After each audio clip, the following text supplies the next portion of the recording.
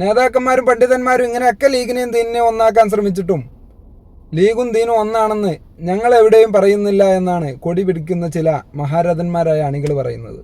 ലീഗും ദീനും ഒന്നാണെന്ന് ഒരു ലീഗുകാരും കൂടി പറയില്ല.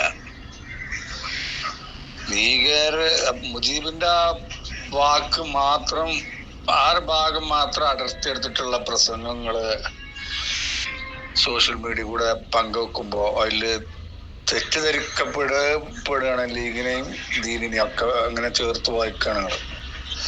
എന്തിനാണ് നിങ്ങളൊരു പരീക്ഷണവുമായി ഇനി മുസ്ലിങ്ങൾക്ക് മാത്രമായി ഒരു പാർട്ടി രൂപീകരിക്കുന്നതെന്ന് ചോദിച്ചപ്പോ നമ്മൾ ഇന്ത്യൻ യൂണിയൻ മുസ്ലിം ലീഗാണ്, നമ്മൾ കേവലം ലീഗല്ല.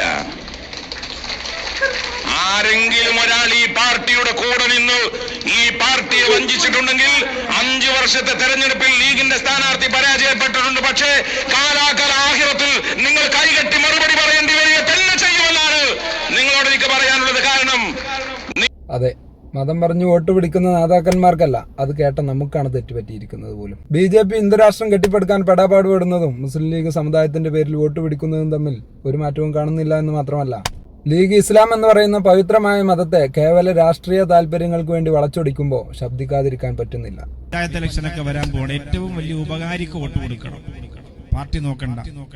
കാരണം നമ്മുടെ വാർഡിലും ഇതിലൊക്കെ മത്സരിക്കുന്നവരാകുമ്പോൾ ഉപകാരിക്ക് കൊടുത്താലേ ഗുണം ഉണ്ടാവുള്ളൂ, പാർട്ടി നോക്കിയാൽ ഗുണം ഉണ്ടാവില്ല. അതിനൊക്കെ ഓടി വരും. അതുകൊണ്ട് അങ്ങനെ നോക്കി വോട്ട് ചെയ്യേണ്ട സമയമാണ് ഇപ്പൊ വരുന്നത്. നമ്മുടെ കൂട്ടത്തിൽ നിന്നുകൊണ്ട് നമുക്ക് ഏറ്റവും അധികം കാര്യങ്ങൾ ചെയ്തു തരാൻ പറ്റുന്ന ഉപകാരിയായ മനുഷ്യന് വോട്ട് ചെയ്യേണ്ട സമയമാണ്.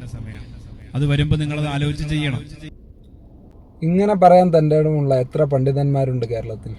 മൂപ്പര് പറഞ്ഞാണ് അതിൻ്റെ കറക്റ്റ്.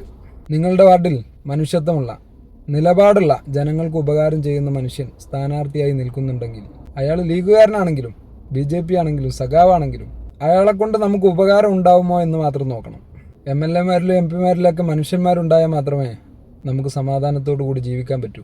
മുമ്പ് ലീഗിൻ്റെ കുത്തകയായിരുന്ന നമ്മുടെ വാർഡിൽ ലീഗ് തോറ്റത് മാനു മാസ്റ്റർ എന്ന് പറയുന്ന മനുഷ്യനുമായി മത്സരിച്ച് പോയായിരുന്നു. ഈ ഇലക്ഷൻ മുൻനിർത്തി കൈപ്പക്ക് പറയാനുള്ളത്,